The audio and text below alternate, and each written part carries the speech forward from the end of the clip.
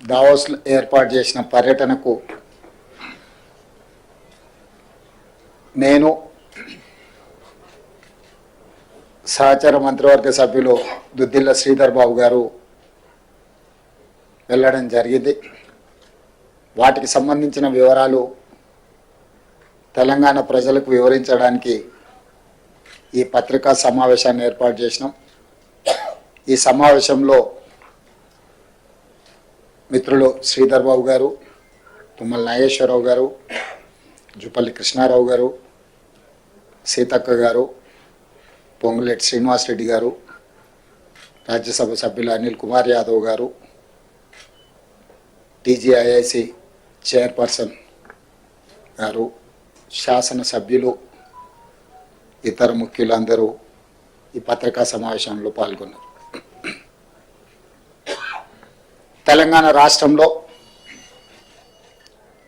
World economic forum నుంచి దాదాపుగా 1,80,000 కోట్ల రూపాయలు తెలంగాణ రాష్ట్రంలో పెట్టుబడులు పెట్టడానికి మన రాష్ట్ర ప్రభుత్వం ఆకర్షించింది.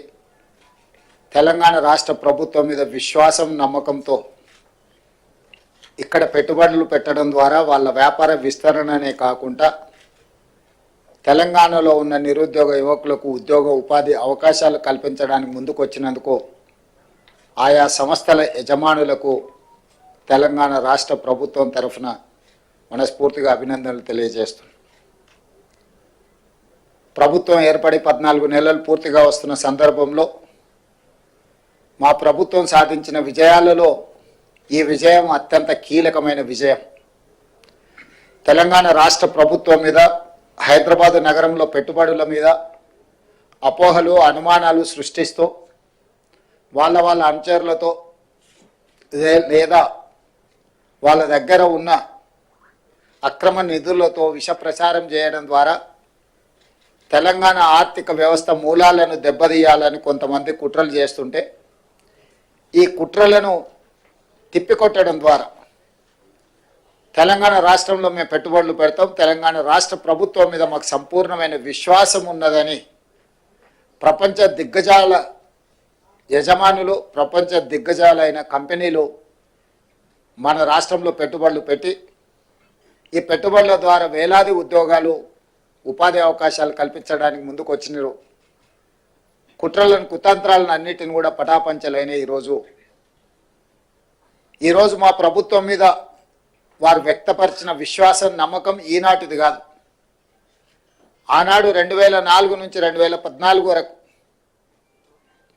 ఆ ప్రభుత్వం తీసుకున్న నిర్ణయాలు, కొనసాగించిన విధి విధానాలు, ఈ విధి విధానాలకు 1991లో పివి నరసింహారావు గారు సరళీకృత విధానాలని దేశంలో ప్రవేశపెట్టడం ద్వారా అభివృద్ధి వేగవంతంగా జరగాలి, ఈ దేశం సంపన్న దేశంగా మారాలి అని పివి నరసింహారావు గారు ప్రవేశపెట్టిన సరళీకృత విధానాలను తిరిగి మన్మోహన్ సింగ్ గారు వాటిని వేగంగా కొనసాగించడము, ప్రభుత్వాలు మారిన, పాలకులు మారిన, పెట్టుబడులకు రక్షణ కల్పించడం, పెట్టుబడులను ప్రోత్సహించడం అనే విధానం నుంచి ఏ రోజు కాంగ్రెస్ పార్టీ పక్కకు జరగలేదు. అందుకే 2004 నుంచి 2014 వరకు 10 సంవత్సరాలు ఈ దేశంలో సమూలమైన ఆర్థిక సరళీకృత విధానాలను అమలు చేయడం ద్వారా ప్రపంచానికి ఒక నమ్మకాన్ని, విశ్వాసాన్ని కలిగించిన బలమైన నాయకత్వం కాంగ్రెస్ నాయకత్వం.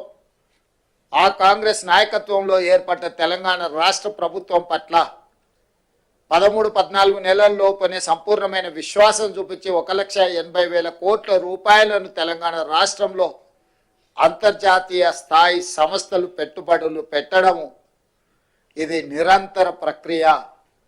నిరంతరం మా ప్రభుత్వం చేసిన కృషిని, మా ప్రభుత్వం పాటిస్తున్న విధానాలను, రాజకీయపరమైన అంశాలలో విభేదించిన రాష్ట్ర అభివృద్ధి విషయంలో 2004 కంటే ముందు తెలుగుదేశం పార్టీ అమలు చేసిన విధానాలు రాష్ట్ర ప్రయోజనానికి అనుకూలంగా ఉంటే ఆనాడు వాటిని కొనసాగించిన, ఈనాడు గత ప్రభుత్వం ఏదైనా ఉపయోగపడే అంశాలలో నిర్ణయం తీసుకుంటే కూడా తెలంగాణ రాష్ట్ర ప్రజలకు ప్రయోజనం చేకూరుతుంది అనుకుంటే ఆ విషయంలో రాజకీయ వివాదాలకు వెళ్లకుండా విధానాలను కొనసాగిస్తూనే ఇంకా స్పష్టంగా నమ్మకంగా విధానాల రూపకల్పనలో ఒక నిర్దిష్టమైన ప్రణాళికను తీసుకొని తెలంగాణ రాష్ట్ర ప్రభుత్వం ముందుకు వెళ్ళింది కాబట్టి ఈరోజు ఈ దిగ్గజాలు తెలంగాణ రాష్ట్రంలో పెట్టుబడులు పెట్టినరు.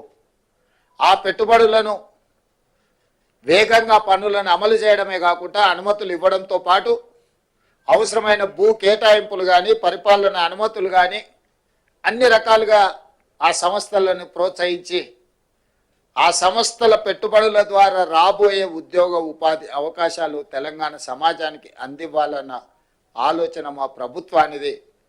ఈ అంశాలను మేము దావోస్లో ఒప్పందాలలో బిజీగా ఉన్న మీడియా మిత్రులు తెలంగాణ ప్రజలకు ఎప్పటికప్పుడు చేరవేస్తూ ఎవరైనా అనుమానాలు సృష్టించాలన్నా అపోహలతో కూడుకున్న ప్రచారాలు కల్పించిన మీడియా మిత్రులు వాటన్నిటిని కూడా పటాపంచలు చేస్తూ ఈ ప్రభుత్వం, ఈ రాష్ట్రం, ఈ హైదరాబాద్ నగర అభివృద్ధి మన అందరిది అని చెప్పి సహకరించిన మీడియా మిత్రులందరికీ కూడా మనస్ఫూర్తిగా ధన్యవాదాలు తెలియజేస్తున్నా. ఇదే విధంగా మీ సహకారం ఉండాలి. మనందరం కలిస్తేనే తెలంగాణ, మనందరం కష్టపడితేనే తెలంగాణ అభివృద్ధి, మనందరం ఈ తెలంగాణ పునర్నిర్మాణంలో భాగస్వాములు కావాలి. భవిష్యత్తులో ఇంకా తెలంగాణ ఈ దేశంలోనే అత్యధిక ఆదాయం కలిగిన రాష్ట్రంగా మారాలి. ఈరోజు తెలంగాణ రాష్ట్రాన్ని $1 ట్రిలియన్ ఎకానమీకి తీసుకెళ్లాలని మేము నిరంతరం కృషి చేస్తున్నాము. ఈరోజు పర్ క్యాపిటల్ ఇన్కంలో దేశంలోనే తెలంగాణ రాష్ట్రం మొదటి స్థానంలో ఉన్నది. దీన్ని కొనసాగించి భవిష్యత్తులో ఇంకా పెట్టుబడులను తీసుకొచ్చి తెలంగాణ రాష్ట్రాన్ని అభివృద్ధి పదం వైపు నడిపిస్తామని చెప్పి మీ అందరికీ మనస్ఫూర్తిగా తెలియజేస్తూ వాటికి సంబంధించిన వివరాలు, ఒప్పందాలకు సంబంధించిన వివరాలు, అదేవిధంగా మిత్రుడు శ్రీధర్ బాబు గారు గుర్తు చేసినట్టు సింగపూర్ ప్రభుత్వంతో స్కిల్ డెవలప్మెంట్ విషయంలో ఒక ఒప్పందాన్ని చేసుకున్నాం. ఐటీఈ ఇన్ఫర్మేషన్ టెక్నాలజీ ఎడ్యుకేషన్కి సంబంధించి సింగపూర్లో 10th చదువుకున్న తర్వాత పిల్లలందరికీ కూడా సాంకేతిక నైపుణ్యాన్ని అందించడం ద్వారా ప్రపంచంతోనే పోటీ పడే నిష్ణాతులను సింగపూర్ సంస్థ తయారు చేస్తుంది. అందుకే ఈరోజు తెలంగాణ రాష్ట్ర ప్రభుత్వం వాళ్ళతో ఒప్పందాలు చేసుకొని ఇక్కడ చదువుకునే విద్యార్థులను కూడా అక్కడికి తీసుకెళ్ళి వాళ్ళ ఐటీఈలో శిక్షణ ఇచ్చే విధంగా అక్కడి నుంచి కూడా విద్యార్థులను ఇక్కడికి తీసుకురావడం ద్వారా మన సంస్థల్లో కూడా వాళ్ళ విద్యార్థులు కొంతకాలం వచ్చి ఇక్కడ మన విద్యార్థులతో కలిసిమెలిసి చదువుకుంటే సాంకేతిక నైపుణ్యం పెరుగుతుంది, మన వాళ్ళకు కూడా అవగాహన పెంపొందుతుంది. తద్వారా ఎంతో లక్షలాది మంది ఈ తెలంగాణ రాష్ట్రంలో సాంకేతిక నైపుణ్యం లేక నిరుద్యోగులుగా ఉన్నారో వాళ్ళందరికీ ఉద్యోగ ఉపాధి అవకాశాలు కల్పించడానికి సింగపూర్ రాష్ట్ర ప్రభుత్వ ఆధ్వర్యంలో నడుస్తున్న ఐటీతో కూడా తెలంగాణ రాష్ట్ర ప్రభుత్వం ఒప్పందాలు చేసుకోవడం జరిగింది. అందుకే ఆ ఒప్పందంలో తెలంగాణ రాష్ట్రం ప్రతిష్టాత్మకంగా భావించిన young India skills university vice ఛాన్సలర్తో పాటు ఉన్నతాధికారులు అందరూ కూడా ప్రత్యక్షంగా పాల్గొని ఒప్పందాలు చేసుకోవడం జరిగింది. సింగపూర్ రాష్ట్ర ప్రభుత్వానికి సంబంధించిన మంత్రులతో చర్చించడం, సాంకేతిక నైపుణ్యాన్ని ఇచ్చిపుచ్చుకోవడం ద్వారా మనము సింగపూర్ ప్రభుత్వం కలిసి పనిచేయాలని కూడా ఒక ఒప్పందానికి వచ్చినాం. అది భవిష్యత్తులో మన సాంకేతిక నైపుణ్యాన్ని వేగంగా పెంపొందించడానికి ఉపయోగపడుతుంది. ఇవన్నీ కూడా తెలంగాణ రాష్ట్ర అభివృద్ధి కోసం ప్రభుత్వం తీసుకుంటున్న నిర్ణయాలు.